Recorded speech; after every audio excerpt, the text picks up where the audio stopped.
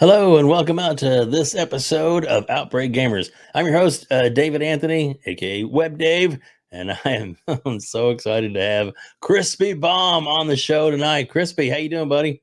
World premiere. That's right. That's right. Yeah, Hold on to your hats, folks. yeah. Thanks for having me, man. Little hiccups turned into fun little conversations, and we had a great little convo right before. So We did. We excited did. to get into it, and I'm sure we're gonna have a lot of fun here. Well, cool, man. I'm really excited. I really am glad that you're here. I appreciate it, and it's just one of those things where I watched a lot of podcasts and during the pandemic and stuff, and then a lot of these very interesting influencers, which you definitely are. So you have some great opinions, and I thought, man, let's get some people on here to get more people are interested in just besides me of what they have to say and where they're from, and and kind of a how you got into to what you're doing now. And again, I appreciate you being here. So let's get this thing started by I guess growing up. What I guess what kind of jobs or situations did you find yourself in? Going through life. Oh man, yeah. Life was fun, even as a kid. Tell you what, but yeah. I mean, gaming wise, I started with the NES. I started with arcade. Um, my family is not definitely not well off. Everything was either a battle to get like every gaming system, or I would have to, use my friends per se to be able to play some of these systems. So, you know, uh, for my whole childhood, it was like, okay, like maybe I'll get lucky this year and get a Sega for Christmas and my birthday because they're literally Hmm. 3 days. I'm 3 days after Christmas, so it was like, it was just one of those things. Like the hope was there that I always would get this giant gift for both Christmas and birthday, and that Right. happened a few times. Like I got a Sega, I got a PlayStation 2. Nice. So I over the years I've always had like that luck. A lot of people are like, oh, it's gotta be bad, and it can be, because it'll be like a stupid simple gift that the family member would be like, oh, well, this is your Christmas and birthday, or they would just hand me money, because they didn't know what to get me, Right. which is fine. I can go and buy a game. That's the way always the way I looked at it. Or if I Yeah. needed like a new pair of shoes or something, because I wear a size 14, so it was like, like sometimes my parents are like, nah, I'm not getting you a new pair of shoes. Like, they were like $80-$90 back then in the 90s. So Right. it was something where it was like, if you want those shoes, you got to get them yourself. But they would give me like allowances, stuff like that. I also grew up right up the street from a Blockbuster, which was a Very very nice. interesting thing. A lot of people didn't have, like, literally I could walk down the street and be like, hey, can I mow the lawn for $10? And I'd spend, the $5 to $6 on a rental, and then you had 3-4 days to beat it, or you just kept renting it. And it was one of those things. Like when Game Pass came out, I was like, oh my god, this is Game Pass is like having Blockbuster at my fingertips, bro. Like this is something Yeah. special, so a lot of things work related. I've only had two jobs in my life. I had one under the table when I was younger, but it was at a pizza place. I started out as a dishwasher, which is Right. quite funny. But I really started out just to get stuff like that, like gaming stuff. And, as it became more prevalent that my parents were like, yeah, not acting like parents. That's the way I'll put it. Yeah. Even like 16 to 18, I was basically on my own, which is quite interesting. I could do whatever I want. I worked at a banquet facility, dishwashing, and I went to school full time. Nice. So it was pretty wild time. Definitely at times had to live off the soup kitchens and stuff like that. So I got a lot of respect to people that help and volunteer with that stuff. Oh Uh, yeah.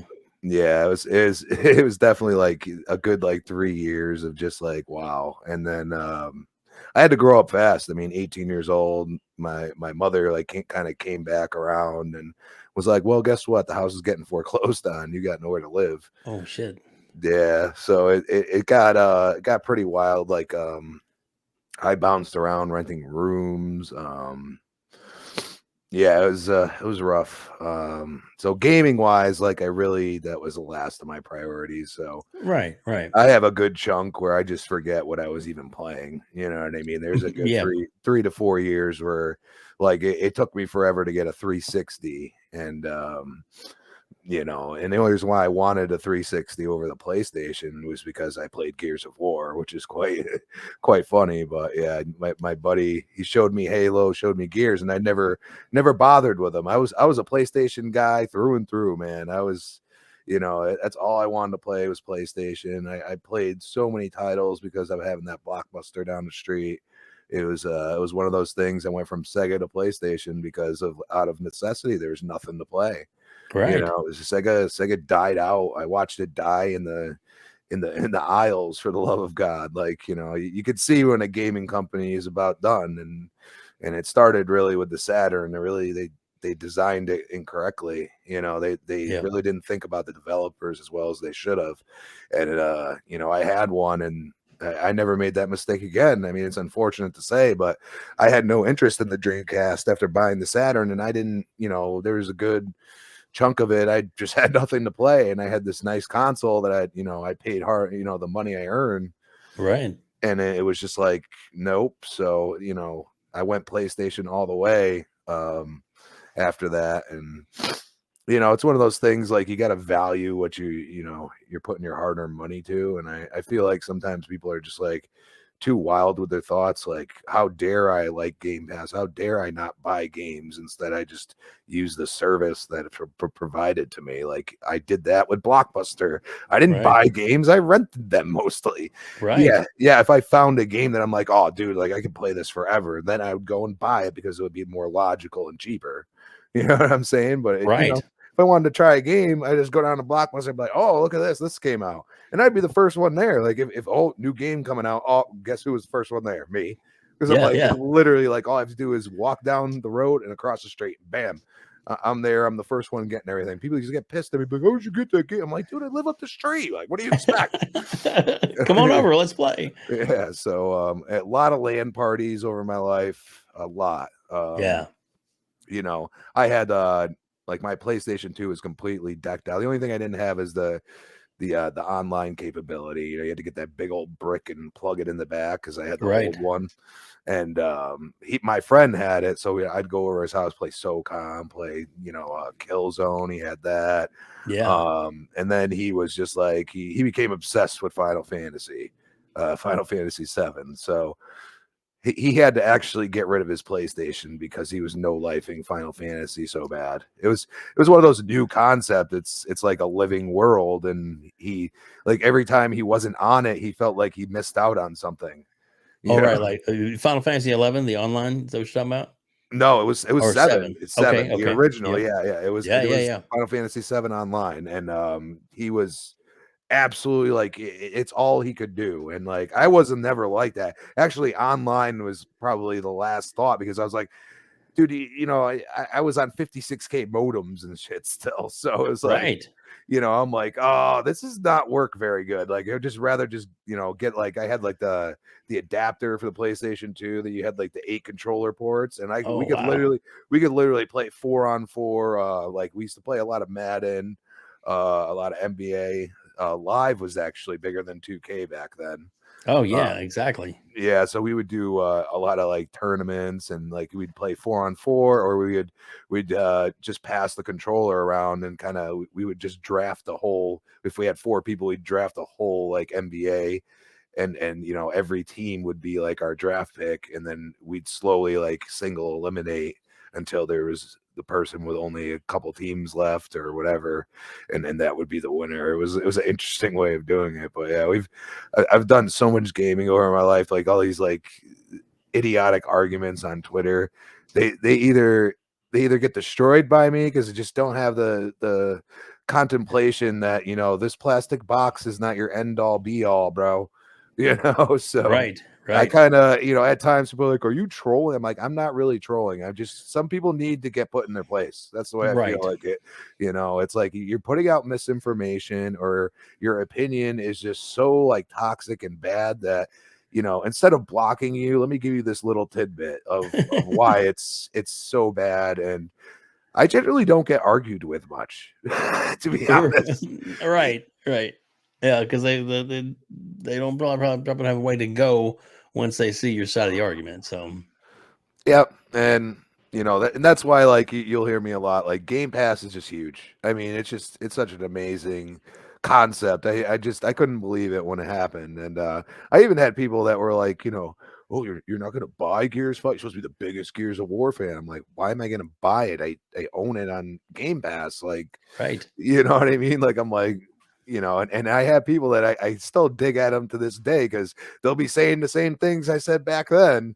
You know what I mean? Like, oh man, this is just amazing. Like, I just get to play Gears. Like I pay $15. Like it's so much easier to not just be like, bam, here's $70 or $60. You know what I'm saying? Like now it's just like, oh, I know it's coming out and I know exactly what I'm getting with it. And you know what I mean? It's one of those things. Like I love Netflix. Like even though they lost the Marvel stuff, like all the new stuff right, that they've come out with, like shows like Umbrella Academy and stuff like that. These are all IPs now that are like big, like they're a big deal. And it's like, it's one of those things like when Witcher came out, like, dude, that show is amazing. Like, it do is. not hate. Haha, it's your dogs this time. They are. That's all right. um, but yeah, it's one of those things like you look at it and you're like, I can't believe this is actually a thing now. Going back to playing in the arcades and Yeah, spending every quarter to try to beat this one game. Like Gauntlet was that game for me, way back. Gauntlet Dark Legacy. that was a great game. Yeah, and Loved I, it. I experienced it on arcade, and when it came out, I think it was for PlayStation 2. Dude, I beat the living hell out of that game. Like I just because you didn't have to spend no extra money no more. It was like Right, and you can go back and play and beat all the bosses again. And like, dude, my character was like so leveled up. Like literally, I'd hit these bosses like once, and they like half their life would go. And it was kind of like some people feel in Elden Ring right now. I think right, it's one of those senses of discovery. Really, that game was like you just go into a port and be like, what am I getting here? And it's just like that sense of discovery, which is it's important. I think we've kind of lost it in gaming at times. right. Yeah, I agree with that 100%. But the arcade gaming sounds like it was pretty big for you too. I enjoyed a lot of that myself. Yeah, even my father had friends that had like their own pinball machines and stuff like that. I played a lot of Cool. pinball. Yeah, so and probably the first arcade game I remember playing was there's a chicken place down the street. It's actually still right where it is because I still live in my hometown, just in a different spot.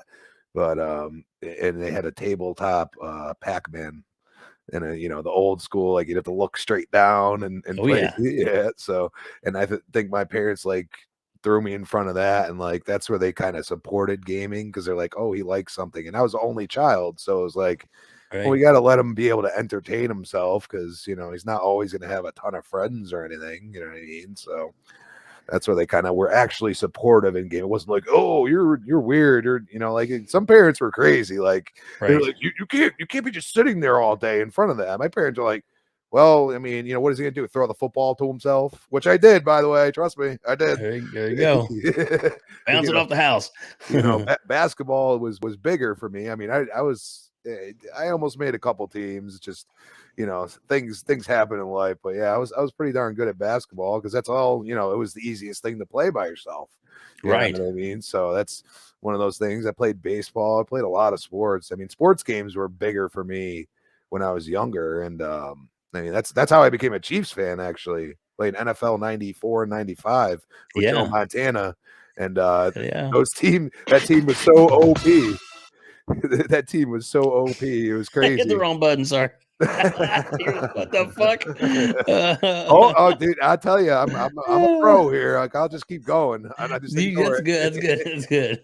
I was um, so far about that. That's too yeah, but funny. I So, mean, yeah. so Did you play? gaming. Did you play like Joe Montana sports talk football, that kind of stuff? Did you ever No, play any it of that? was it was Sega Sports did an Right. NFL. Yeah, Yep. they did NFL '94 and '95, and I think up to '98, and then they stopped. And I played that. I played Madden. Never really got into the sports talks. But back That. in that Yeah. time, Sega actually had the best version. A lot of people don't even know that. Hmm. It was better than Madden. It was. It Wow. had full on playbooks. It had like little crowds at the beginning, like Sega had it going on, and Yeah. they had Joe Montana on both those years. They used him as the in the Chiefs uniform as the cover guy, and that's why I always get mixed up which one I actually played more because I'm like, Right. it's like it had Kansas City all the way, and like it had like Marcus Allen, like they went all out with it, and I was always like, okay, Madden's not the end all back then. They had Game Day, you had freaking Blitz, and you had all these different sports games. I mean, I wish they would come back with like an NFL and NBA Street. Like those games were fun, man. Hell yes. Fuck yeah. Boom It, shakalaka on NBA Jam. I love that stuff, man.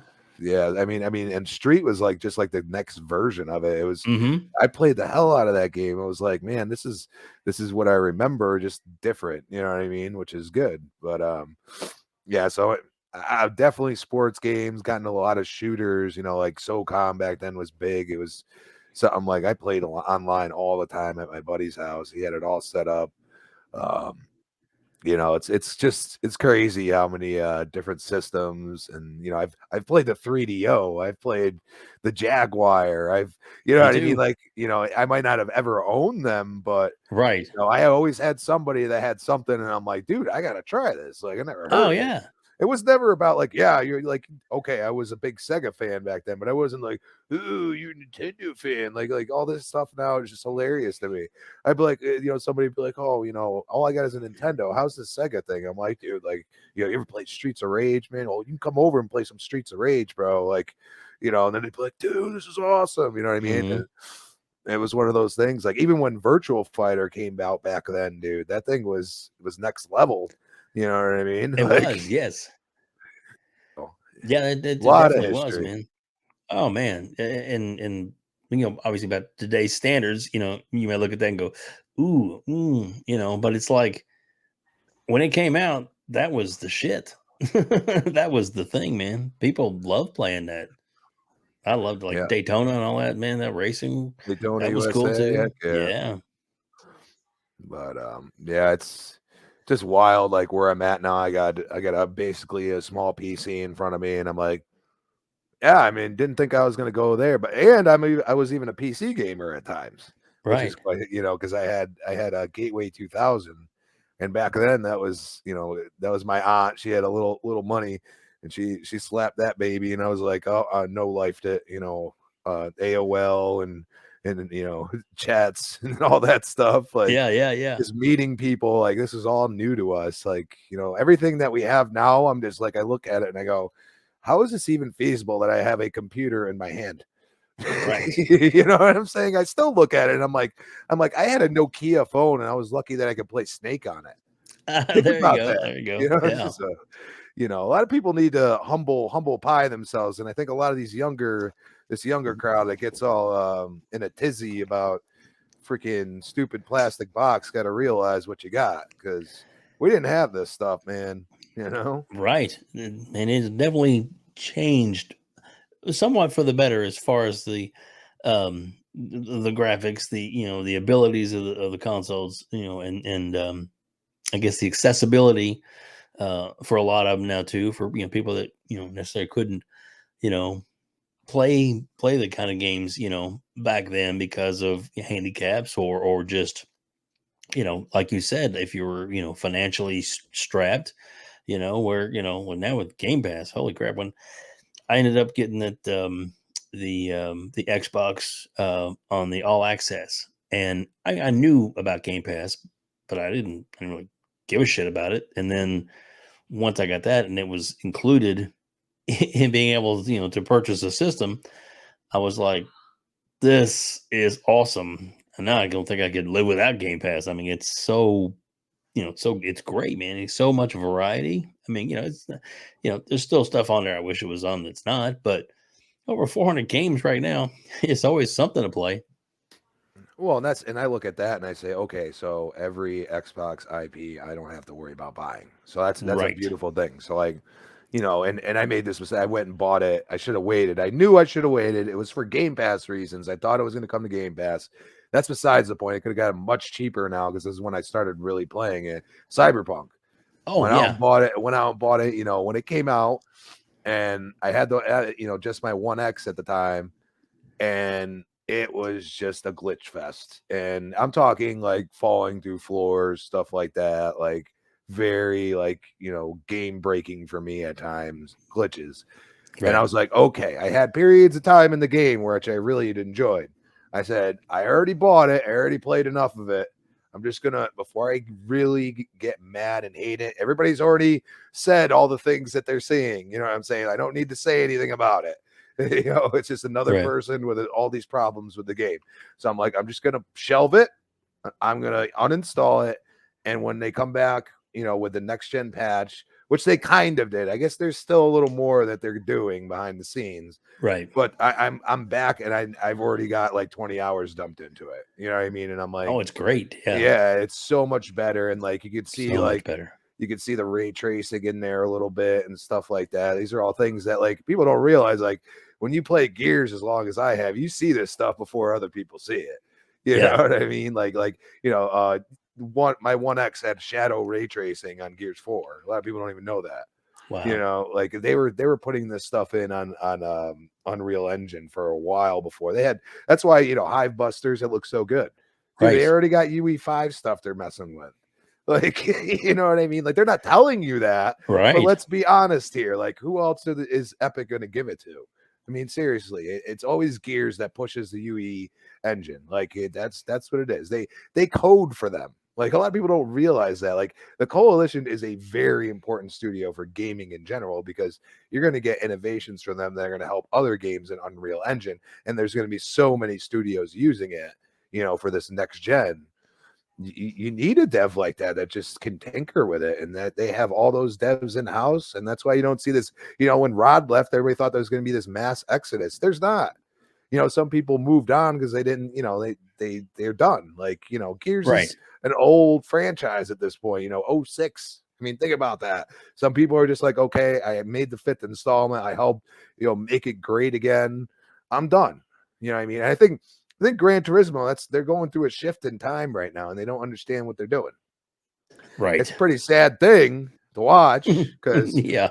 I'm gonna be honest with you, big fan back then. Dude, I beat the living heck out of Gran Turismo 2. Yeah. Beat it until the doors fell off, dude. Like I had every single car in the game. I had them all souped up. I had, you know, like I would go and I would just get easy credits. I do endurance races, which they give you tons of credits for, and I do them in half the time it would take because I just used the Escudo, and the Escudo would just freaking fly. I'd be lapping every car in there, and I would go and I would cheese it. You know what I mean? Because like at that point, all I was looking for is to get the next car I was looking for. That was it. Right. You know, I beat the game already. It was done. Like that's the whole point of the game, and it's still the point. But it's now it's like let's put this giant paywall in front of your face. It's say, hey, spend this money or grind until no end. And we're not talking like beating the game grind. Like you're gonna beat the game like 30, 40 times over when I beat it back then, you know, 10 times over. You know what I mean? Right. It's like, dude, like how are you going to do this to your consumer? And the worst part is right now is so many people have talked about it. So many, you know, publications have finally, you know, spoke up about it. Reviewers have said that they probably would have given it a lower score, even though they can still modify their score, which I don't understand. Right. You Why know, can't you you fix can, that? yeah, you could go and fix it. Don't say it, actually do it. You know what I mean? But then you got to Agreed. use it. Like, dude, it's at the point where the user score to meta score ratio, like, dude, you got to do something here. Like, this is not the users aren't all trolls, bro. I'm sorry. I mean, Right. you won't like I said the other day, 200,000 of them, you take it away, you still got all these other people, you Yep. know, like they're all being legit. If you read, a lot of them are legit. Like you know, the micro train, they bring up the exact points that need to be brought up. Well, I don't know. it's crazy. I mean, it's such a almost like I think it's a kind of a big slap in the face. I mean, it really is. And then when they, you know, we're making some tweaks and adjustments and fixing some things, and then they make it harder for people. I mean, what the fuck? It's crazy. It is. Yeah. And it doesn't help these guys. There's a few that, you know, I kind of lost respect for it. Oh, this is how it really is. I'm like, dude, you just told us that you grinded for this period of time to get this car or to do this upgrade. Like, this is not what Gran Turismo used to be. And I get it. You got to make money. I understand that. Okay. But you have done a complete 180 on the people that love your game. And Right. Gears, we were in that flux as well with Gears 5. That Tour of Duty system almost destroyed the entire game. Hmm. You know what I'm saying? They didn't have a currency for us. Literally, I can't remember how many times, if they brought up Gears, the first thing I would say is that Tour of Duty system is trash. And I think, the first reason I always brought up is I felt like I wasn't earning anything. You know what I'm saying? Like, it was like a complete, like, I'd play the multiplayer and I would feel like got nothing from it. And they fixed it. And it took a lot of us, that still love the game, that said, enough's enough. Fix the damn game. It's not the way it should be. And this is something that came out on Game Pass. Like, if I spent $70 on this, I probably would have been losing it. You know what I Right. mean? So, or $60 even then, it was like, and they had, or me, I probably would have bought the collector's edition or something like that. You know what I mean? But I was like, you know what? Like, I see a lot of this is like an experiment. Like, Gears is the biggest title that had come out for Game Pass. So this was their experiment, and luckily it took like 6 months. They finally, got Gears coins and all these other things that came out. But I mean, I've been there, and that's why I got very angry, because they treated Gran Turismo fans that truly love the game, that are way more dedicated than I am, like absolute garbage, and they haven't even spoken up about it. It's ridiculous. Yeah, they're awfully radio silent on that, for sure. So, and so again, obviously you do love Gears, but like, when the Hive came out, what did you think about that? Were you just like losing your mind or what? I was like, you watch, they're gonna reel it back. A lot of Gears fans believe that they screwed up when they brought that open world in. Right. And it was interesting. It looked good. It's not Gears. It's not Gears. Right. That first act was so good. And then you got into act 2 in the snow. And at first it's like, oh, this wow moment. And then it's like, dude, there's nothing. And it was the waypoint stuff, like, it was hard to find where you were needing to go at times. And I saw a Right. lot of people having that trouble. And I'm like, if you just stuck with it, there's so many games that are open world. You don't have to go open world. You can be Gears. And Right. I'm hoping, with that Hive Busters and everything else, that they're thinking, hey, if we're gonna make new things, we can make them have abilities and stuff like that. And you know what I mean? Like, and that can That's a good get point. people engaged. You know what I mean? We don't have to change the whole formula. Gears is a linear cover-based shooter. That is what it will always be. You can't reinvent the wheel. The wheel is the damn wheel. Okay. Right. But you can add, like, dude, like, there's a lot of game modes, the go back to the drawing board. You developed Horde, and Horde developed into how many other game modes for other games.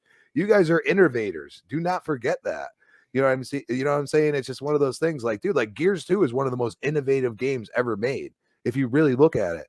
Like, Horde mode, that there's your zombies for Call of Duty. There's all of Yep. these, games, like full on games that have come from Horde. You look at some of these games that came out on Game Pass, like even Back for Blood, for example. That's Horde. It's Yeah. Horde, just in a Yeah. different way. Like, Right. you know what I mean? Like, these games came from this one mode. Like, this was your OG. You know what I mean? You guys can still do that. There is still innovation that can be done in the multiplayer space. And I'm hoping that's what they go back to. Let's not reinvent the wheel. Let's go back to that gritty darkness that is Gears, that really, like, has huge set pieces. And you got to sit and cover at times, especially if you're playing at higher difficulties, and you gotta take and pick your shots, and it could get really intense. You know what I mean? And that's what we all loved about Gears. And they gotta just act like the Gears 5 with those two acts, just act like they're not there. They're part of the story. You had a lot of discovery about the older games, a lot of that stuff, but a lot of people missed a lot of that stuff because they just stuck with, hey, I just want to get through this, whatever. They didn't go to the little nooks and crannies and find a lot about Gears 2, that at the end of the there's so many little things that they filled in. You know what I mean? And Right. it's like, but you missed it. So instead of having that linear story in there that kind of keeps you in the right path, you were just all over the place. And it's like, what else can I find? I just want to get done. I want to move on to the next act. And then you had more of it in the next act, and you're like, come on, I don't want this anymore. Like I want and then the final act, you're like, wow, this is awesome again. And it's like, I know a lot of people loved it. But me being a huge Gears fan, just scrap it, start over. High busters, very cool. You got people with abilities as well. You can help reload. These are all things we're getting into. This is how you can make a linear game a little more engaging, give you a reason to play as different characters, stuff like that. I mean, it makes Right. sense. So what are your I guess what are your thoughts on um supposedly they're working on um something else other than, than Gears, but Gears is still like, they're going to make something else Gears. So are you fired up for that? Are you excited? What's the, what's your are you hesitant because of because of the past history of it? I'm a little hesitant with that. They are looking. I think a lot of the rumors are rumors at the beginning. Hmm. Um, especially when they first got their hands on UE5, they generally always have a game that just becomes like the tech demo, even though it's a full on game. Right. Even for UE4, really it was Gears of War Ultimate Edition that really it was like a tech demo in general sense for them, and that's what made them, when Gears 4 and Gears 5 came out, that was their pillar, and you made that game look so good. I really think there's still Phoenix Collection out there.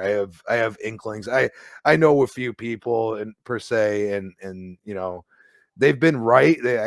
I was told about High Busters long before it happened. Nice. And I said it out there that there's, they're like, what's the next DLC? Because they hadn't announced it, and I think it was on next podcast or something. Like they got it out of me. I was just like, dude, I'm just gonna tell you guys, like it's gonna be a single player, DLC, and it's gonna blow the doors off people's brains. And everybody was laughing at me. And then all of a sudden it came out, and everybody's like, "Oh, damn!" And the problem is, I don't remember which episode because I would love to just pull that out of there and be like, "You see here, see what I did." Yeah, yeah. Just let it, don't go against me on Gears. I'm just saying. So it's Yeah, either they're going to do a different thing that's going to be in the Gears universe, in my opinion, because they're not done with Gears yet, and right. they're into this metaverse talk and all this stuff, and that movie's still lingering out there. Universal has it, so I don't know what they're doing with it, and it's been so hush hush since Rod left. It hasn't been canceled because they usually do that. They'll say, "Hey, it's the project's dead right now" or something. You know what I Right. mean? So I feel like this Halo series is what is going to be a gauge in how they approach this. You know what I'm saying? Like Right. they might be in have a script, but they Universal might be like, maybe we should make a TV show out of this. You know what I mean? They Right. might not Right. know, they might have a full on script, but they might be like, maybe we should switch this up a little bit. So I think, once Halo, and then, I feel like that's where the Gears, Phoenix collection comes out. Because if you go back and play Gears 2 and 3, especially, not only do they look like trash, but they run like trash. Now, now a lot of people are like, oh, it looks really like it does look better than most games. They aged well, but Right. you cannot play the onlines on that.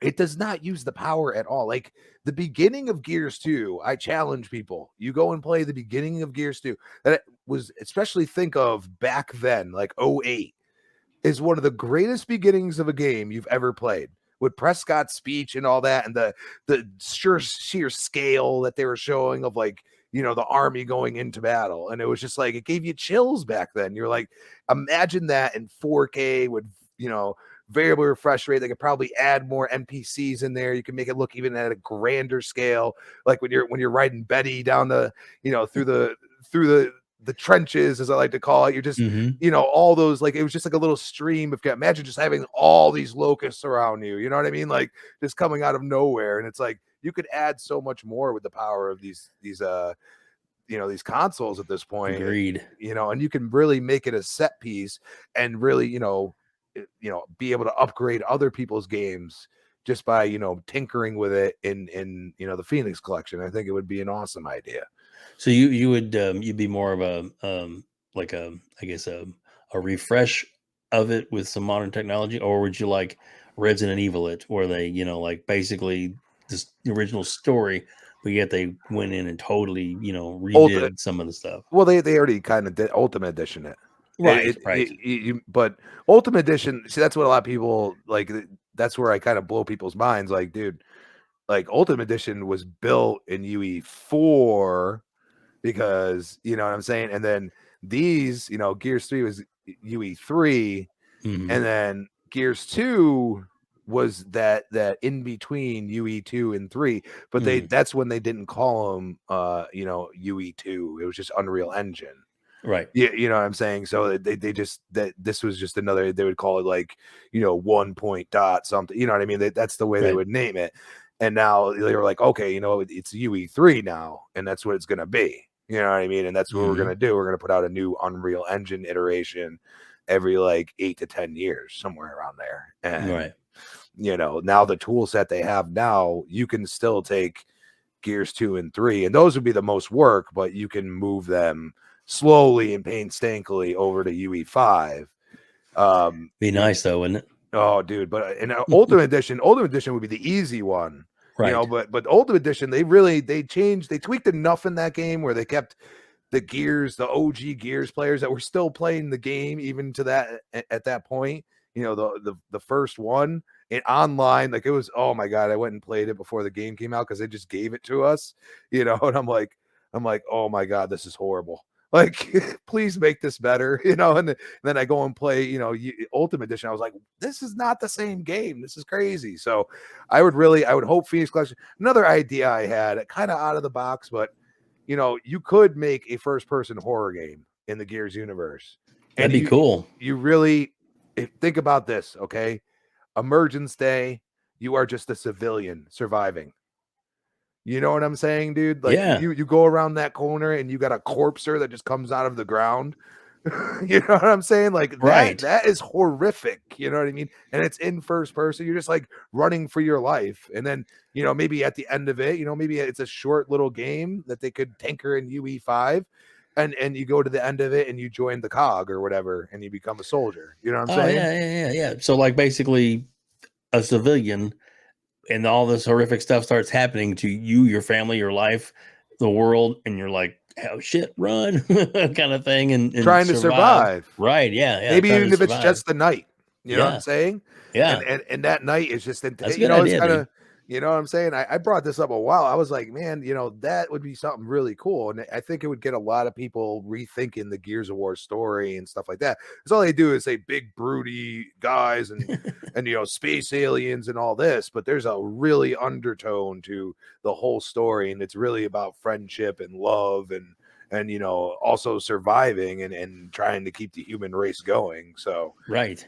if they really, I feel like some people lose that, and I feel like if you like really got down to this non big broody person trying to survive a night after emergence day begins, you know what I'm saying? Like, Hmm. that would be something. And you could end it where this person maybe gets into Gear 6, you know what I'm saying, and they survive all this time, and you just add another character because there's characters that they can put at any time. They've done it so many times, you know what I mean, and they could just kind of connect it in their own way. But I really think it's important to go and kind of do different things, but also stay true to yourself. Like, as long as the story's within the Gears universe, I think they would be all for it, because there are a lot of gearheads in that studio. I mean, that's what they're there for. So I don't Right. feel like there's going to be as much passion working on something that's not Gears related. You know what I'm saying? Hmm. No, I agree with that. I like that idea. I hadn't heard you mention that before, so I think that was, to me, it's all like, dude, that's all. I really like it. I like that idea a lot. That's hopefully somebody would listen to that. I like that. So good job, buddy.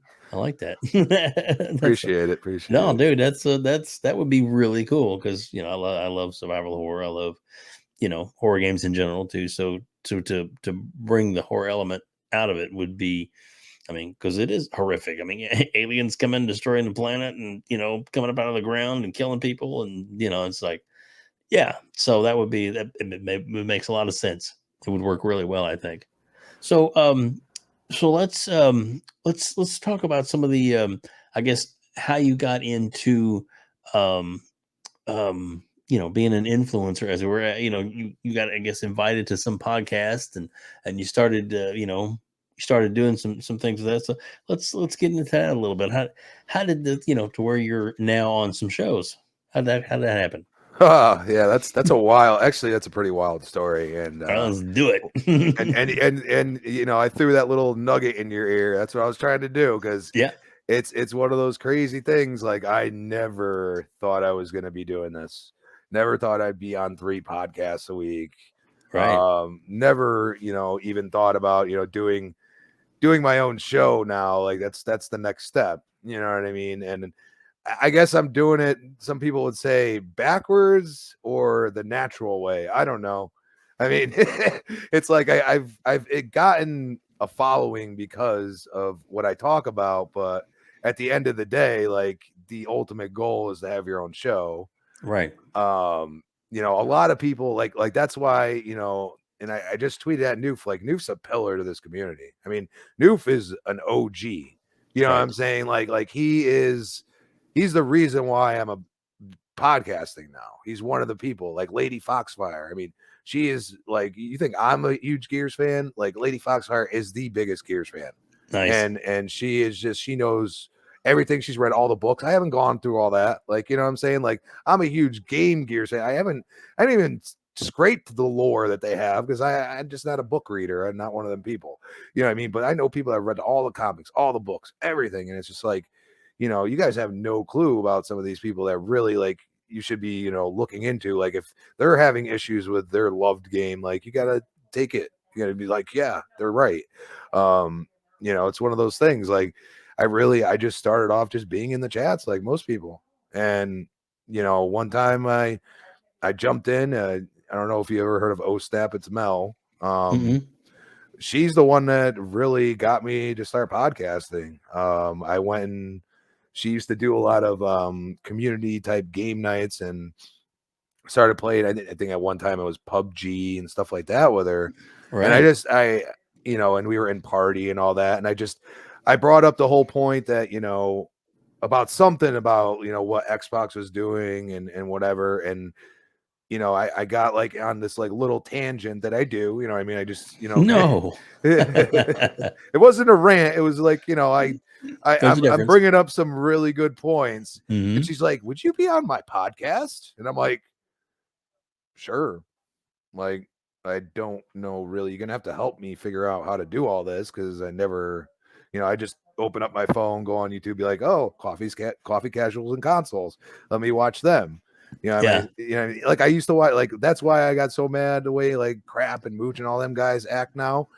I watched them way back when, you know what I mean? Like, Right. and it's like, I get it. Like you either trying to stay true to yourself or you're just flip flopping. And that's the problem that people can't tell.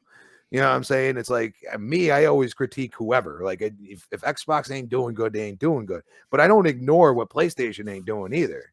And Right. vice versa. It's like I Hmm. feel like nowadays, like a lot of these influencers are just like, oh, let's just ignore these really headline stories that are bad for PlayStation because that's my following and I can't anger them. It's like, dude, you're gonna anger people, but that's not staying true to a gamer, like in my Right. opinion. I'm just saying. So, a lot of these guys, that's the reason why I started. And it wasn't like this then. It was more or less you could have a good debate and nobody would be like, threatening people at the end and stuff like that. I mean, it's getting a little crazy, and it's not something I'm too happy about, but at the same time, the shows I'm on, the circle I'm in, I'm super like we still are true to that. We're still Yes. try to stay true to the gamer and not just necessarily, yes, most of us are Xbox first, but at the same time, a lot of us have played all the consoles forever. And it's just like, I Yep. call it out all the time. I want PlayStation to be they need more multiplayer. I'm not going to invest in a console that I feel like all these multiplayer games are the games that I can play on Xbox. I'm going to play on Xbox if that's the case. He did it God damn, again. I did it again. Like 15 episodes, and I've never done that before.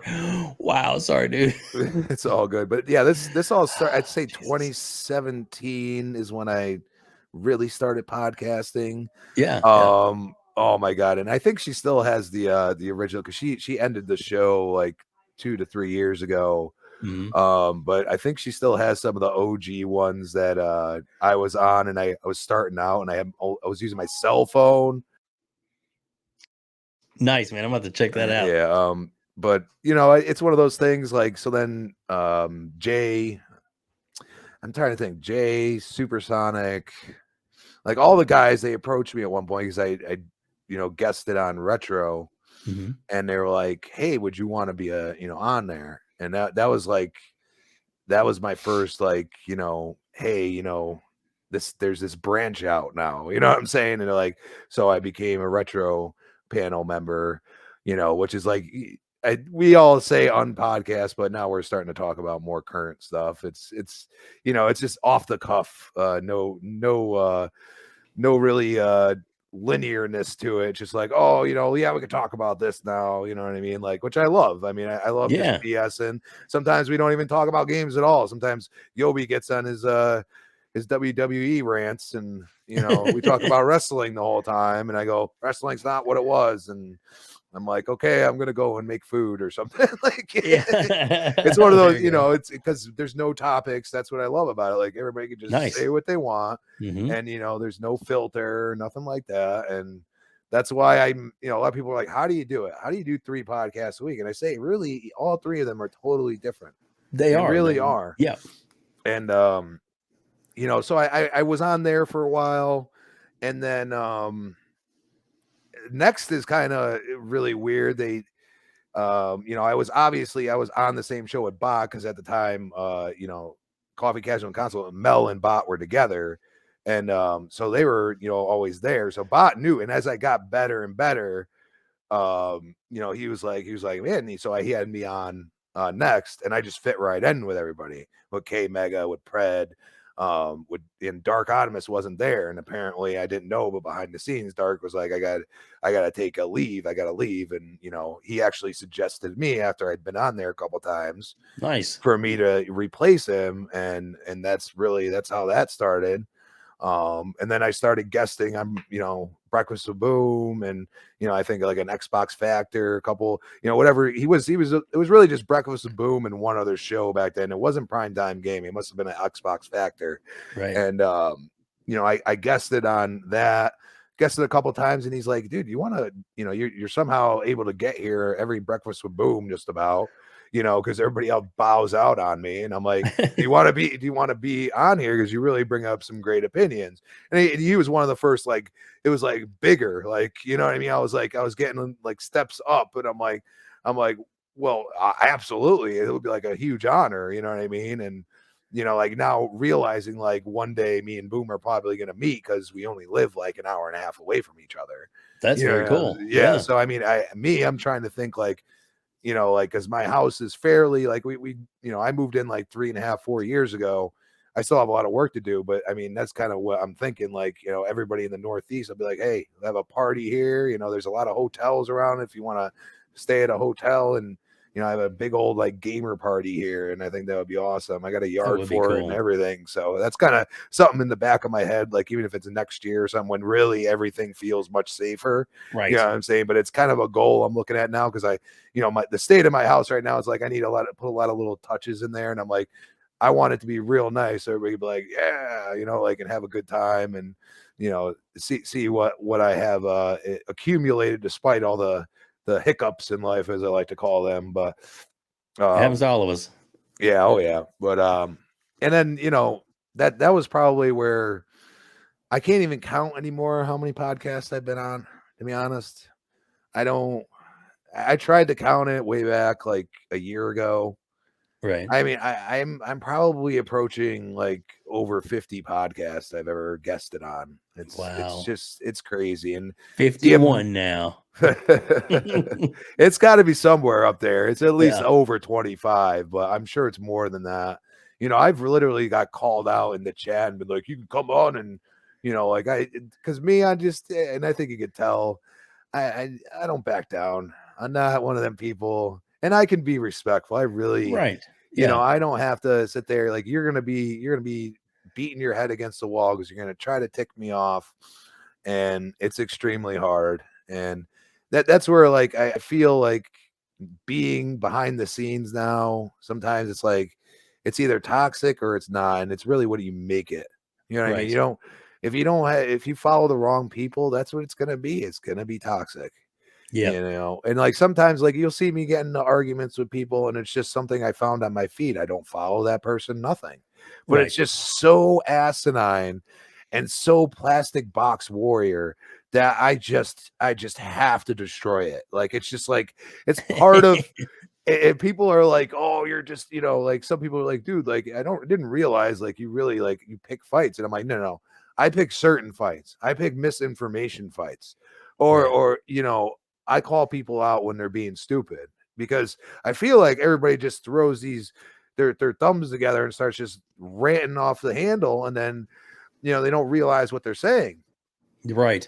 And Yeah. there's been a lot of times where people have taken him down, like a lot of stuff. You know what I mean? Like where it's like, oh snap. And I generally like if they argue with me, they regret it because I'm so good. Like they'll throw a jab, I'll throw a haymaker.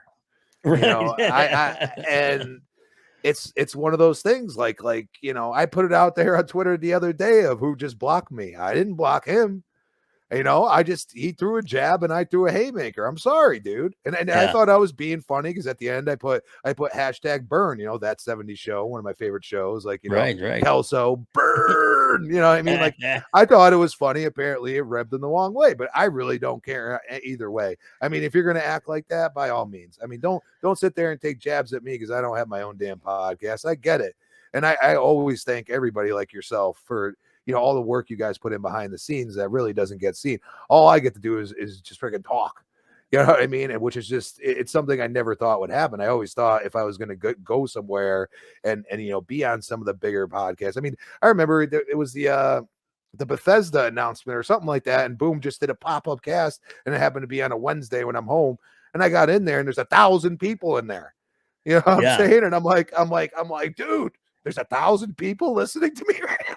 That's You know what I great. mean? It's Yeah. one of those, you take a second, you take a step back, and you're sitting there muted because, somebody else is talking. You're like, and I'm like, I just go in the mess. I'm like, boom, there's really 1,000 people in here, bro. And I'm like, you know, even as much as you've ever done, you know what I mean? As many casts as I've ever done, you Yeah. can always get surprised. You can always be Right. surprised by the people that you're like, you think it's going to be, one toxic. And I've been brought on podcasts, okay, Hmm. to have arguments, and they're not honest about it and say, hey, I'm bringing this person on because you guys need to hash some stuff out or some BS. No, they just secretly did it. Right. And the beauty of it is that I just acted like that person wasn't there. And I'm like, and then all of a sudden, I guess this was the whole point of but I never watched it. And then I come to find out there's like 1,000 people in there. And I'm like, I never watched this podcast. I mean, I'm always discovering like these places. And it's one of those, like, I don't mind the argumentative podcast, but I feel like some of them, it's just like you have two people and those are the only two people that get to talk, Right. and you'll have this whole panel and they'll probably have great points, but every time they start bringing out a good point, they get shut down. I mean, it Right. just it doesn't make any sense to me. Right. Yeah. It's not it. Yeah. That's why I kind of like Boom Show the way it's, it's kind of everybody there is times when people, you I kind of don't feel mind a little free to. interjection. You know what I'm Right. There saying? you Like, go. it's one thing. You're not always right. I've had Mr. Badbit Joe correct me on a few things plenty of times, and Yeah. and I will do on certain situations. Like, okay, I defer to you. My bad. You know what I mean? Right. Because I could take an L. I don't know why some of these people can't. You know what I mean? Right. Like, if you're wrong, you're wrong, man. Like I've said it on air to people that are in the chat. They're like, somebody will be like, oh, it was actually this, and then like X will be like, oh, they said it was actually this. I'm not really sure, and I'm like, oh, you're right. I completely. That's an L in my part. That's it. Because once you do that, it's all done and over with. There's nobody, Right. like beating the, like, I took the L. I don't know what else to tell you. Like, what do you want me to do? Do you want me to Yeah. not ever podcast again because I screwed up? You know what I mean? Like, You're it's human. Jeez. yeah. So like some people act like you're not human. I mean, yeah, Right. maybe if I was on camera, I might help them realize that I'm a human being. But as of right now, the mystery behind the bomb, we could have a whole side little thing, that we could do, and then, you know, Like I said on Boom Show, you're just too sexy for the camera, and then someday when you're ready, you're gonna be unveiled again because people you've actually been on camera before. It's just not recently you haven't been. So that's kind of funny. That's funny, and but I really like that you. I didn't mean to interrupt it, but you. I mean, because it was like I guess it was this past week. You've been on well, at least one, if not two, Boom shows already, and then you'll be on Friday too. So it's like put out the bat signal. Crispy's there. Well, it's awesome. I think it's great. yeah, So I actually, and it's funny. I'm probably one of the few that really still like, when it comes down to it, somehow I just end up being there. Like, he'll have everybody bow out on him. Like, there's one show we almost thought we were doing, but just me and him. And it was a right, breakfast with Boom way back, and I was like, let's do it, Boom. We're gonna do it. Okay, I can talk. I can talk. Like, that's we're gonna awesome. go That's two awesome. hours, but he got slowly. I think like Noof joined that day or something. You Right. know what I mean? Like he throws out the back signal, and that's because we all respect him, and he might be Hmm. retired, but I mean, gosh, he looks like he's got a full-time job with that. You know what I mean? Exactly. And he gives back to the community, and Yeah, he and does. I look at podcasts. Some of them never do that. They never do that, and it's just like, Yeah. how can you have hundreds of people in there all the time, and this dude that's retired that probably could use the money is the one that's doing these big shows and giving away $100 gift card, $50 gift card, giving away controllers and stuff like that. And I see all these other guys that think they're like big time, but I don't see them giving back to the community like Boom. I mean, Right. that's a mutual respect like that I have for people. You know what I mean? And like some of us, like when I'm on Next, I don't you don't see all the super chats and stuff. You see a lot less people. There's a lot of podcasts at that time of night on a Thursday. A lot of people don't Right. realize that. We used to have hundreds. Now, if we get 100, we're lucky, but that's not about that, But at the same time, bot is, struggling, and I hope more and more people come in and give a few dollars because he's, it's one of those things where, I've struggled. I still struggle. I'm late for my mortgage, a lot. The gas prices are killing me right now. Amen to that. Yes.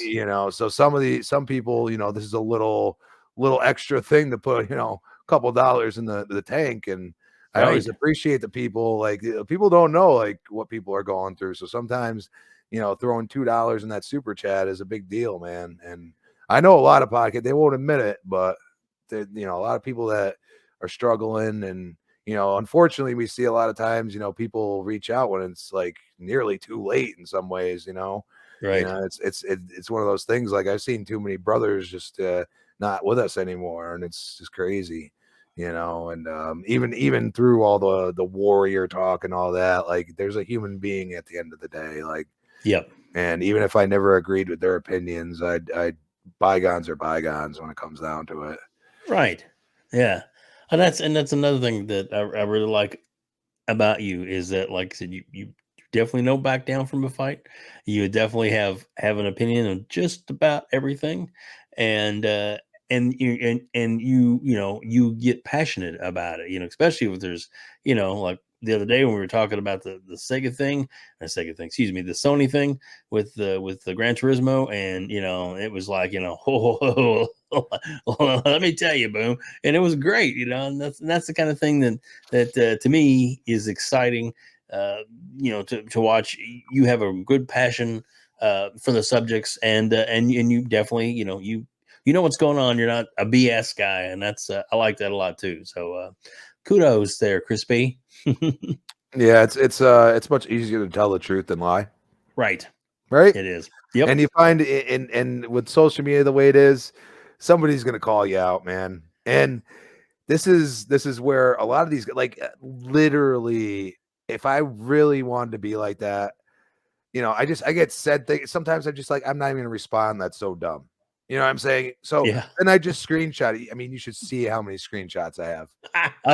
I literally have so many receipts on some of these guys of just, That's talking cool. out of both sides of their mouth, that if they really like, that's the thing. Like, some of these guys have no clue that if they came at me really hard and started saying really messed up shit, that I would be like, okay, well, how dumb does this look? Or, what I mean? Like, and that's where, like, I'm like, you know what, if it's to that point, I'm gonna keep the receipt, because you just never know.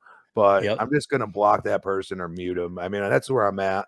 I will try to change. Like, there's a few people, that's why I call, a PlayStation fan versus a toxic fanboy. And, Right. and Xbox has plenty of them. Sometimes I got to check our own crew over here. Like, I'm like, yo, this Yep. is come on, guys, like, stop.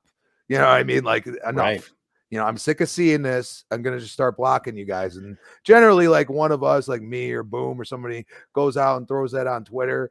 They kind of calm down a little bit, at least for a day or two. I know everybody, because we've been stepped on for so long. A lot of these guys, they feel like, they're finally that Superman ant that can lift all the BS up and throw it, and now we're gonna throw it right back at them. That's not the way we should be living life here. You Right. know what I mean? Like, yeah, you were wrong about Game Pass. Be honest, okay? Hmm. These guys are honest though, and that's where it's like, sometimes I'm like, I can't hate them for calling them out, because they're still saying all this stupid stuff after they're, saying that they're, oh, Spartacus is gonna kill Game Pass. Like, dude, you literally have been trashing Game Pass for like 2 years. You do realize that?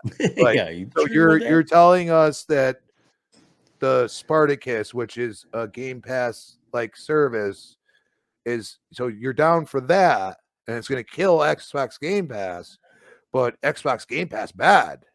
So Yeah. explain the logic to me. Like, I've had to, like, literally, and then, like, usually when I get to that point, like, you can see it in my words, and then I'll put a little gift there, and Uh-huh. then I word it out perfect, put every punctuation, everything, and then I get no response.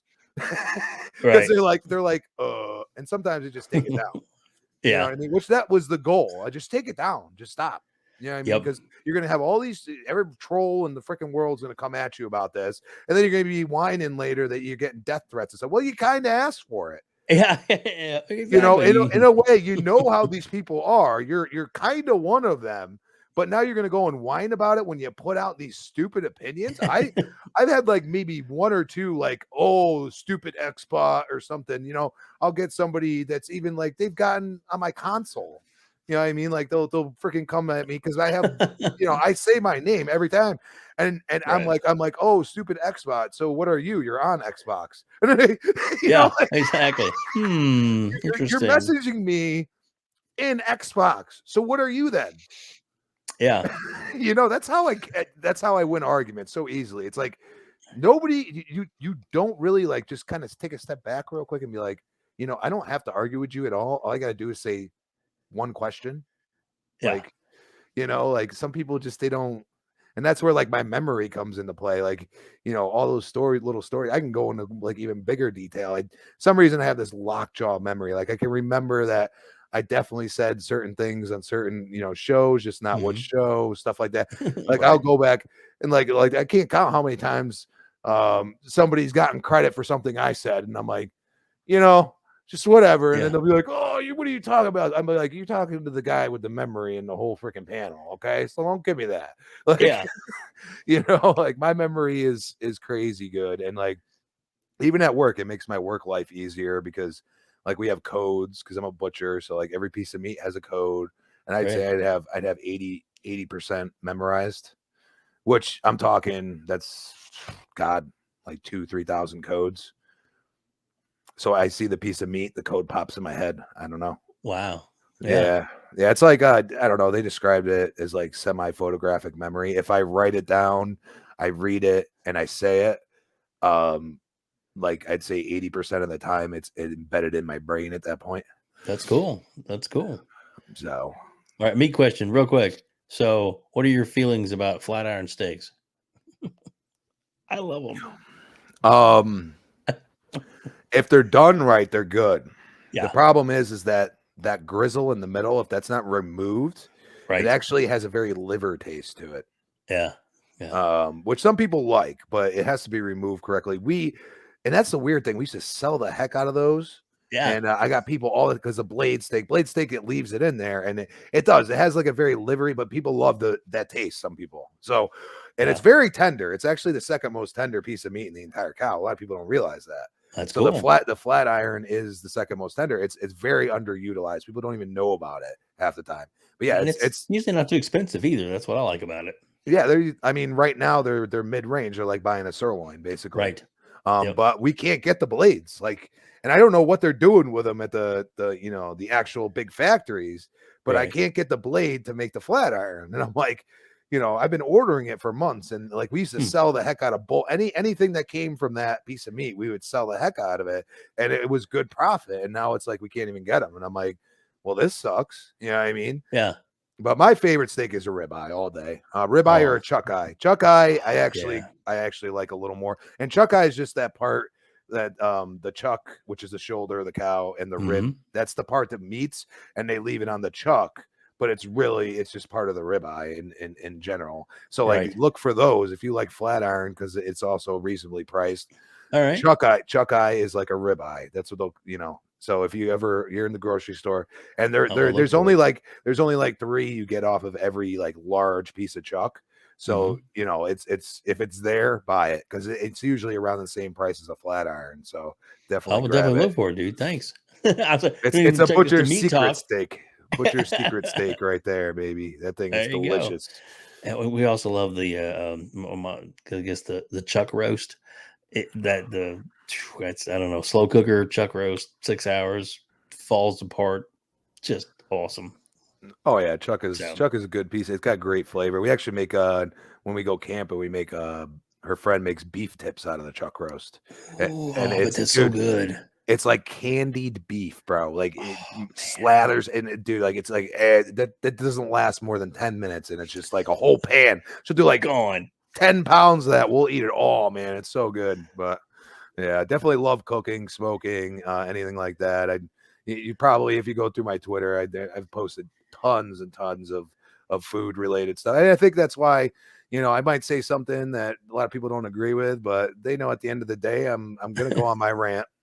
I'm Yeah, gonna go on my rant, and a lot of people you could, like I've said stuff about the vaccination mandate when it got struck down, thank God.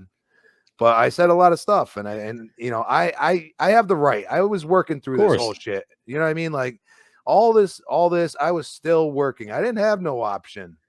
Okay. They weren't laying Yep. me off. They weren't doing nothing like that. I had to basically risk my life because I didn't know what I was getting myself into. Right. Nobody You did. know what I mean? And then you're going to go and tell me that I have to go and get a shot after I've had the damn virus twice. Right. Now I ended up getting the shot anyway because I got the first one and then they canceled the mandate. Right. Okay. So I'm like, well, I'm just going to get the second one. But my arm killed me for 3 days. Oh yeah. Okay. And I'm a butcher. I got to move my arms.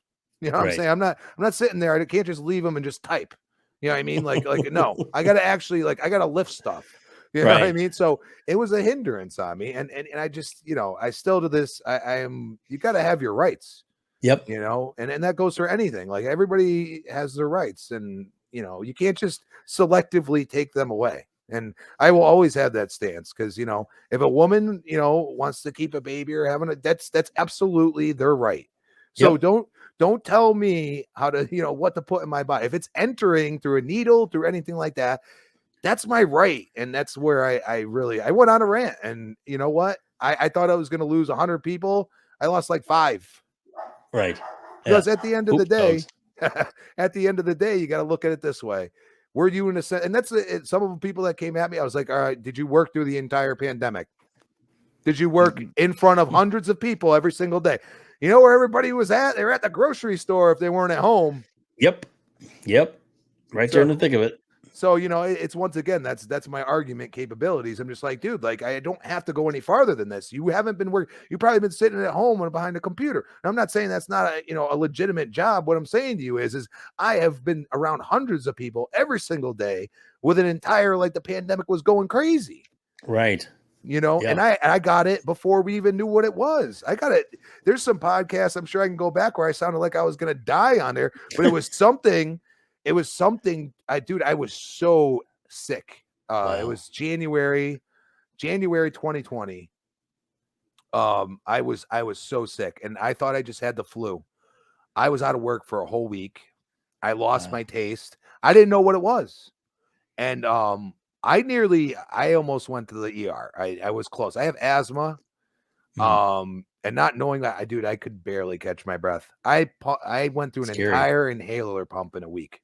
Wow. Yeah. And that's what saved me from what I've seen. The actual having the access to an inhaler pump and all that. Right. Because it would give me, even if it was for like 30 minutes, it would give me like normal breath, and then my body could kind of chill out because I'm like having this huge battle. And then we've started finding out about COVID, and I'm like, damn, did I like, because I went to work even still feeling like hell a little bit, like I was better than I was, but I still kind of Right. felt, and I was just like, well, I can't, my job, we don't have a lot of meat cutters anymore. So like, when I'm out, it's like a big deal. Right. They get, and I'm the manager as well. They get really worked up about it. Now, is that fair? No, but it is what it is. I kind of signed up for it, became a manager, kind of signed up for it at the same Right. time. And it's one of those things like, and at that time, people were dropping like flies. So it's like, okay, I went back in, but I'm like, did I spread this? Like going back and looking at it, but we didn't know. Right. People, No I've idea. seen people work, if they can work with the flu, they used to work with it. You know what I mean? Like it Yep. is what it is. Like, and it's just like nowadays you got to really think about that. And especially with this, which is still kind of lingering around. I still see reports like some places are getting higher, but I look at it now and I'm like, I am glad I got the shot, but at the same Right. time, like, you want me to boosters and all this, and I'm like, dude, I mean, there's got to be a point where you just got to stop. Like, this isn't. We don't do boosters with flu. You just get the next flu shot. Like, what are we doing here? Right. You know what I mean? So it's one of those wild things that I feel like, one person says one thing, one person says the other, one's right in everybody's eyes, one's wrong, even though they both have points about this and that. And that's exactly what we go through in the plastic box wars, don't we? Right. We see it all Exactly. the time. Right. Yep. You're Yep. entitled to your opinion. I always say that, but don't put out misinformation. Right. Don't put misinformation, and then don't try and shut down somebody else's opinion right after you've given yours. This Yeah. should always be, let them speak, even if they, like you say, hang themselves. Yeah. It's like, But what you got to say? yeah, and Interesting. and that's why I love Boom Show, because Boom Show is very linear, very, this person talks, this person talks, this person talks. Next can get all over the place at Right. times. Yeah. I mean, like sometimes we're very, like to the point, but sometimes, Botch just got to say something, or Pred's got to tell me after a certain point to shut up.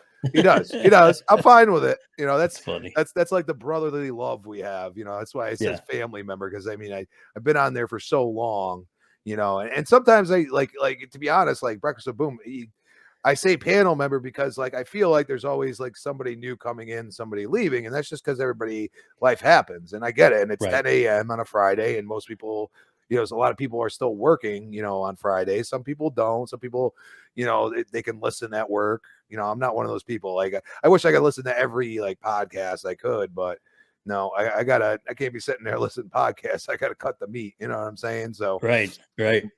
but yeah, I mean, just jumping in like primetime gaming, like all that, like it's always fun just to be like off the cuff. And I don't know, I've gotten really good at like not having zero topics, and Yeah. just kind of, everybody else speaks, and then or he does a little rundown, so then the whole brain starts stewing, and Hmm. it's just like here right now, I don't know what we're going to talk about, but we're just going with it, you know what I mean? Like, Exactly. and I Exactly. think some people have a lot of trouble doing that.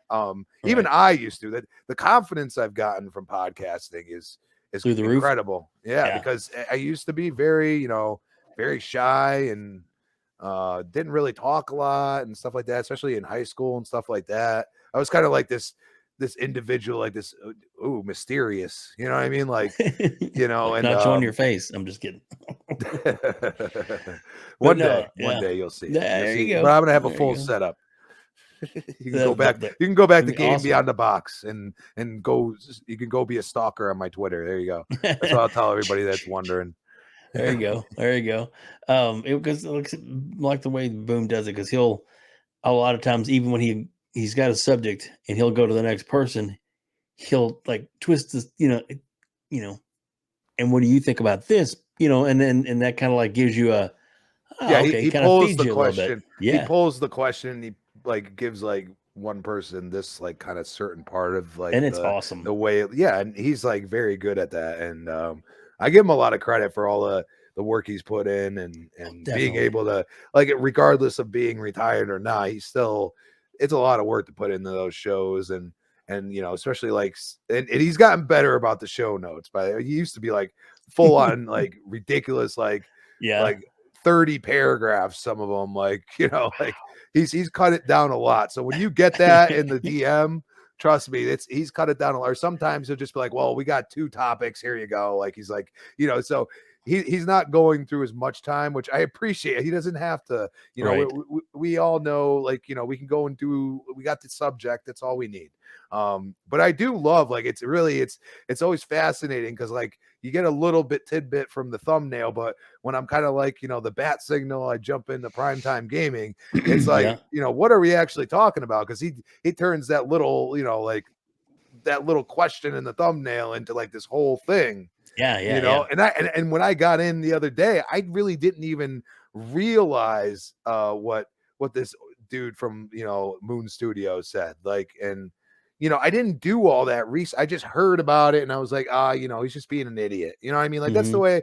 And I I started reading some articles and sometimes just like, yeah, this is stuff I really, but then as he got into it and got into all the details, which I love about Boom, like going completely into the details and digging everything out and kind of even taking other articles that you wouldn't even look at or things that happened like weeks ago. And Right. that's kind of stuff I do in my brain at times. I'll be like, remember when we talked about this how long ago? You Hmm. know what I mean? And that's something that I can go to and I know, like, if it popped in my brain, it happened. But he can go and dig out and be like, oh, isn't there an article from way back? And he'll go and pull that out and pull out statements from it. And I'm like, dude, I am not doing all that work. You know what I mean? Like, Yep. and he does it. And that's why he gets all the credit. And I'm so glad to have met like so many people like yourself, like just throughout the Thanks. years. It's like I've met so many great people. And yes, there's plenty that I wish I'd never met. And I Right. wish I could somehow change them. But at the end of the day, I just, there's a point in time where you got to give up. And I'm one of them people that doesn't like just, being like, oh, this person is just a horrible person because they have this thought process and Right. they just kind of like, I don't believe that. A lot of people that are completely separate than their podcasting persona, which I think Right. is unfair, to be honest with you. I think Right. if you're going to be genuine, you should be genuine the whole time. So like, this is me. There's just no difference.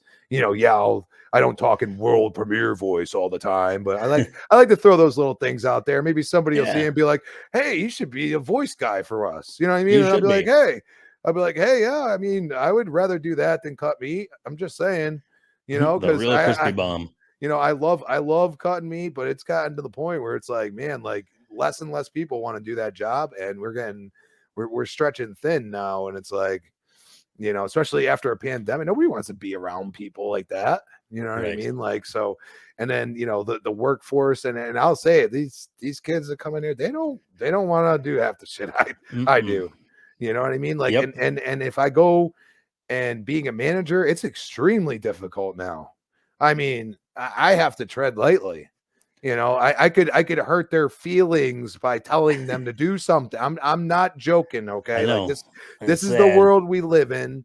All right. And I call that. I mean, you could tell me that, I'm being insensitive or whatever, but it's just the damn truth. It Okay. is. Yep. And you expect these people to do high skill, high labor jobs, lifting a lot of stuff. And then, they get a sprained ankle or so. You know how many times I went in with a sprained ankle or something like that because I twisted it on the pallet. Right. Like my job doesn't stop. It never does. This isn't. I go and I can just go and work from home. That's not the way it works. Right. So I think with computers and social media and everything else, it's gotten to the point where nobody wants to do the job, and you're going to eventually find a point where there's not enough, retail grocery worker. You're not going to be able to go shopping like you used to. No, exactly. Yeah. And it's like, I know there's certain jobs that they've had to bring up their scale because they're being pulled to other places that are paying more money. Yep. Even if it's I call it a low end job because they need people to work. you Dude, know, there's other companies that other than ours that are giving $1,000 sign-on bonuses. All you got to do is make it through a month, isn't that crazy? and you get Yeah, $1,000, and that's for I mean they're just anybody that they hire. yeah, Like yep, so, it's extreme, and then you got heavy hitters like Amazon, man. They'll throw money at you. yep, A lot of people think, oh, these places horrible. I'll tell you, man, they offer you 20 something dollars an hour when you're going and making 14 at a grocery store. A lot of people are going to take it, and they might yeah, regret it, but they're going to take it. yeah, So it's one of those things. Like it's just crazy, and you see, like regardless of everybody ordering stuff online, like the panic that ensued, the toilet paper grabbing, still never understand that. I just never right, will, never understand it. But the way people acted, I mean, imagine not having a grocery store to go to. right, You know what I'm saying? Because that's the path we're on. So then what are you going to do? You're going to wait for that person to deliver it to you? Because there was people were panicking at that point, and they yep, were, you know what I mean? And that's where you go and say, well, you don't have that comfort to say, hey, I can go to the grocery store and grab stuff. Got to remember, like Amazon is a big deal now because they could eliminate a lot. Even yeah, like Walmart is, a lot of people don't realize Walmart has been struggling because of Amazon. yep, They're trying to adapt all the time. So it's one of those things. Like, man, like we got to be careful. And I think because of the pandemic, kind of stabilized, which is kind of strange to say, but now my store makes more money. A lot of the stores, the grocery store, like it's almost like people are more appreciative of that right, experience now. hmm So I think we've bought ourselves some time, but I feel like hopefully, we're going to eventually revert back to what we were before that. And, it's going to be one of those things where, people are ordering so much that you're going to see stores closing around you and you're going to be like, well, why is that? Well, did you really have to order that steak from, Omaha Steaks? Did you really have to right, do that? Because all you're doing is paying a factory. You don't know who cut that for you. You're not and you're that's not at your local expensive too, butcher. And it's right, not, and I'll tell you right now, the quality, like if people love Omaha, I tell you right now, the meat I got in my department is way better than that. You know what I mean? Like nice, we got Black Angus, we don't mess around, you know what I mean? So, hmm a lot of people make that mistake and it's just like, oh, it's convenient. Well, convenience at a certain point means you're just going to sit in your house all day. Remember that. And right, then when you actually want to get out after, it's like FOMO. It's like, oh, I've been cooped up, even though I've always been cooped up. And now I'm just going to be like, I got to do something. So now I'm going to go shopping. Well, look at the malls, man. The malls are dying, dying. yep, And that was the hangout. That was the go-to. Man, yep, the 90s, dude, that was what we were doing. We were at the malls, we were at the movie theaters. You know what I mean? yep, We were at the arcades. I have a pool hall that had a full arcade. That's where we were yep, at, man. We were yep, we were mingling, socializing, and now I feel like all people get is just thumb warrior. Gonna thumb my way to victory. Yeah, somebody's right, got some kind of crazy opinion, and then if somebody disagrees with them, it turns into death threats. And I feel bad for a lot of these devs, man. Like you can't understand, like the way they attacked Alana Pierce. I mean, are they? yeah, You know what I mean? Like, do you have nothing better to do with your life? Do you exactly, really? Because people look at me and they go, why do you do 3 podcasts? And I go, because I enjoy it. yeah, it's And fun, I'm not just throwing my thumbs out there. I'm actually talking with people and we actually have a conversation. yeah, You know what I mean? It's not just, it's kind of like what we used to do. Like I used to just hang out on my home phone back in the day. You know what I hmm mean? And I'd be calling all kinds of people, and I'd go through the phone book and be like, "Oh, let me crank call some people." I just, you always had, you always had some you'd be like refrigerator running. Well, go catch it. I can't do that anymore. Caller ID, bastards.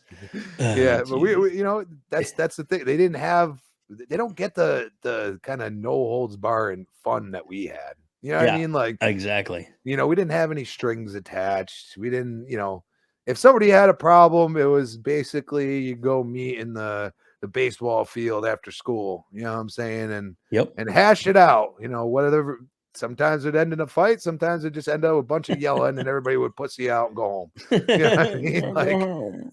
Taking my ball and I'm going home. Oh shit. Well, dude, I definitely have enjoyed this conversation today, man. This has been awesome. Crispy Bomb, thank you so much for being here. I've got a couple of more quick questions to get at you, and then we're going to wrap things up. But if that's okay with you, I wanted to I guess I have a feeling I'm probably going to know the answer just by looking at your avatar. What is your favorite game franchise of all time? you're gonna really gears. Come on. There you I'll go. give you. There you go. I'll give you a second. Go right ahead. Yeah, I would say Gauntlet.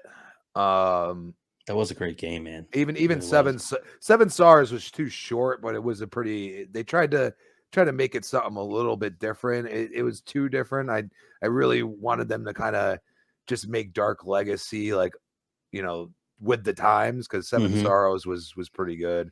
Also, let me think here. Now you're getting into the, like, sports games, stuff like that. Sure. Um, I would probably one of the most underrated ones I played is The Darkness. That was a good game. Uh, Fallouts, all three of those, not 76. I might try it eventually, but I feel like we're gonna hear something from Fallout in, a couple years. So I might just stay out of that, maybe do some side stuff, because I haven't completely finished Fallout 4 because of the damn building and the like it's that's where it's like I go back in and I'm like, I'm not gonna do this again. You're not gonna, and then all of a sudden one of my little settlements is getting attacked, and I'm like, Dude. so then I've not went to it, and then I come back and there's just like three death claws sitting there, and I'm like, and I fast travel right to it. So I'm standing in the middle of three death claws. The entire settlement's destroyed, and I'm Yeah. like, you motherfuckers. So then I kind of, because they don't. If you don't move, a lot of people make this mistake. If you don't move Right. when you fast travel, okay, they don't know you're there. All right. As soon as you take your first step, then they know you're there. So if you fast travel and you don't move, so I just pull out the nuke, and I'm Hmm. just like, okay, you guys are all dead.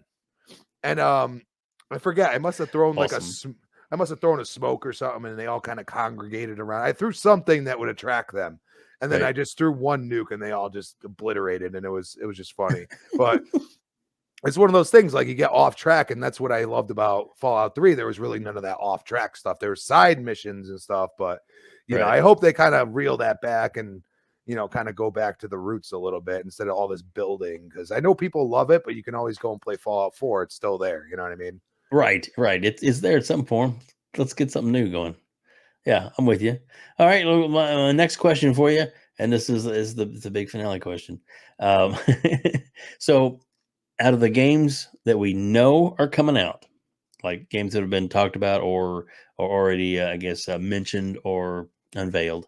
Um, what is the your most anticipated game that's not out yet that's coming, and whether soon or later? What's probably your biggest thing that you know is coming that you're interested in or can hardly wait to get hold of? It can be more than one. Ooh, oh man. Uh, I would have to say, I mean, the most anticipated, it's got to be Hellblade 2.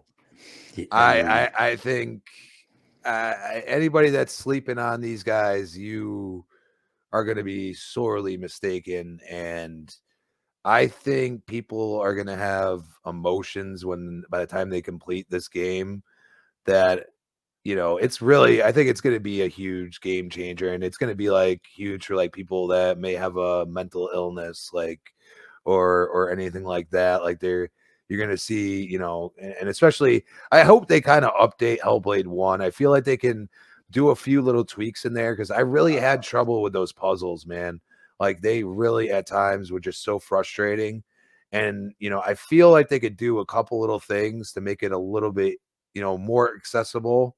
and then you won't get quite as frustrated or something like that, and then it turns you off of the game. Because I feel like anybody that really hasn't complete the entire game has gotten to like a puzzle where they're just like, I can't do it anymore. I'm just, you know what I mean? And it's like the voices mess with you so much that you're like, you just, it's kind of one of those, They do. it's a mind F, as we like to call it, and it's like, and I think it's going to be such at a grander scale with this one. And I feel like the story is going to be even bigger because you're going to have other characters in there. And the amount they've shown and told us and their approach and everything else, it breeds like this crazy confidence that it's just like if you doubt them, I would be most devs don't do it like this. You know what I mean? Like they are giving us so many little tidbits. Avowed, I think, is going to be interesting. Obsidian, and I think Outer Worlds 2 is going to be a grander scale as well. I think they're going to Right. do something wild with that. But I don't know how they're going to, because I really the way they're hiring right now, I feel like New Vegas is a thing now. I think they probably Bethesda's looking at this like we're not going to touch Fallout because at this point they're babies, so it's going to be Starfield, Elder Scrolls, Fallout. That's all Hmm. the A team. The A team can only do so much. They're supposed to do Elder Scrolls next. When's the next time you're going to touch Fallout? Right. So why not do another spin-off once again with a partner that you did have a little issues with at a time, because you didn't want to pay them because of the score and all this BS. But that's fine. Now you're all under Microsoft. You don't have to worry about none of that. You know what I mean? And now you can share the assets, and Obsidian has proven, I mean, story-wise, it's in a timeline where you could really have some crazy things happen with Fallout 5. And Yeah. you could bring it all together. It could be this giant war if you really wanted it to be. That'd be awesome. Because you really almost simultaneously have the East Coast and West Coast kind of developing their own little like nation at this point. You know what I mean? Saying so Hmm. it's like when you have different factions that have different thought process, and eventually if you have that choice, like you had that choice at the end of Fallout 4. Well, guess what? You could have that choice at the end of New Vegas once again, which you did. So you go to NCR and you have that choice again, and you're like almost building an army on both sides, and then you got to find out what's on the other side or what's going on. It's just curiosity, right? Hmm. So then you end up bumping into each. I think it would be cool, but I feel like they feel like they won't touch it for so long that hey, in 3 to 4 years, Obsidian could push one out, keep everybody, hyped around, Hmm. Fallout, and then we come back in another 3 to 4 or 5 years and we got Fallout 5. You know what I mean? Hmm. So that's the way I'm thinking with that. I'm really hoping for it. And like I said, I think they got like 40 positions all of a sudden out of nowhere. So Right. they're ramping up for something. They're ramping up for something. Exactly. I agree with that for sure. Crispy, dude, it has been such a pleasure having you on and talking to you today. I really appreciate it and enjoyed talking to you greatly. And hopefully, it hasn't been too bad for you. Yay. Hey, Go ahead. thank you, man. I appreciate it. Oh, And dude. great conversations. And just love gaming, people. That's all I got to say. Exactly, exactly. Well, let's tell everybody about like the shows that you're on and what time that they're on, so they know how to catch it. And I'll also include those in the show notes down below. We'll have links to everything, including your Twitter, which they definitely need to sign up for that. So they can find out about all the shows and stuff you're on, your opinions, and also if you do get your own show started, which hopefully you will, because I believe that you should have your own podcast. Then, because I'll help you with it. I hope you get going, man. Whatever I can do to help you, let me know. It is nice to have such a huge amount of people that really would like, definitely help me as much as they possibly can. And, and it's just awesome that like, somebody like, I mean, this avatar, that's the graphic god. I mean, he's the man. Yeah. Jay, and he didn't, I became part of Retro. He gave it to me, and that's the type of guy he Wow. is. You know what I Yeah. mean? And he charges probably the most reasonable prices for a lot of this stuff. So, Right. he just enjoys and he's so good at it. So shout out to him. Shout out to all you guys that really create and hopefully, really right now my problem is that I have a kind of an interesting means of getting a PC. Hmm. And I know I could probably run it on this laptop, but I feel like I want to, if I'm going to go in, I'm going all in. Right. And I'm really going to try to make some, take the time, get people to help me or whatever. And, maybe, have, Jay do some stuff for me and stuff like that, and really have it all together. Because at this point, with all the podcasts I'm on, Hmm. why not just, kind of really meld it out and make it, the way I think, some people rush into it too easily, you know Right. what I mean? So Yeah. Well, whenever you are ready, let me know if there's anything I can do to help, because I would be more than I happy to help you out, appreciate it. I man. really do. No But as problem at far all. as following me or anything, at Chrissy Bomb on Twitter, Chrissy Bomb 28, Xbox Live. We've got Retro Renegades Tuesday, 7 p.m. Tomorrow night, we got the next podcast, Thursdays, 8 p.m. prime time. And of course, Breakfast with Boom Fridays. And probably show up primetime gaming or something again.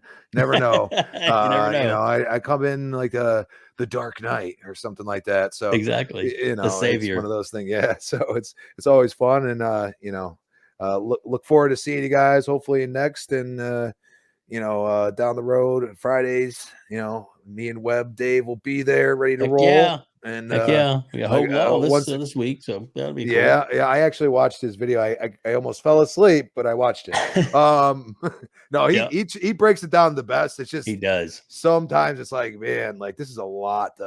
So I'm glad he's coming, so he can say that what we should all be Dense it listening down. to Yeah.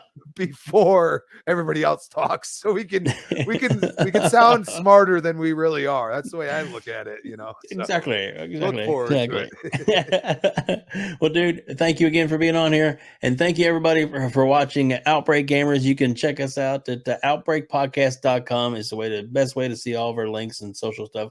Plus, if you're tuning into this, please hit the like and subscribe to this channel. We're trying to grow to 1,000 like everybody else is. But hey, one day at a time, one sub at a time. And we appreciate everybody being here. And we got more great podcasts coming up. There's a ton of great podcasts on here from a lot of great influencers. I've been very privileged, and I have a lot of great guests, just like Crispy Bomb, if you like this one. So thanks again for joining us here at Outbreak Gamers.